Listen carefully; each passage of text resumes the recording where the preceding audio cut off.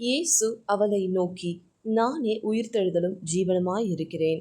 என்னை விசுவாசிக்கிறவன் மரித்தாலும் பிழைப்பான். யோவான் 11:25. நாம் அநேகர் ஒருவர் இறந்துவிட்டால் நம்ம அங்கே போயிட்டு என்ன சொல்லுவோம்? அவர்களுக்கு ஆறுதல் சொல்லிட்டு திரும்ப வந்துடுவோம். ஆனால் அற்புதங்களை செய்கிற கிறிஸ்தவர்கள் எங்கே?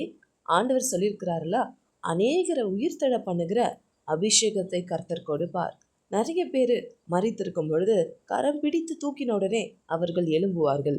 ஸோ அப்படிப்பட்ட உயிர்த்தெழுந்த அவருடைய அபிஷேகம், அதாவது அவரே உயிர்த்தெழுதல், அவரே ஜீவன், அவரை அன்றி ஜீவனும் இல்லை, அவரை அன்றி உயிர்த்தெழுதலும் இல்லை. ஸோ உயிருள்ள இயேசு கிறிஸ்து நம்மோடு இருக்கிறபடினால், அவர் ஒருவர் தான் உயிருள்ள தேவன், அவர் நம்மோடு இருக்கிறபடினால, அவரை நாம் விசுவாசிக்கிறபடினால் மரித்தாலும் நாம் பிழைப்போம்.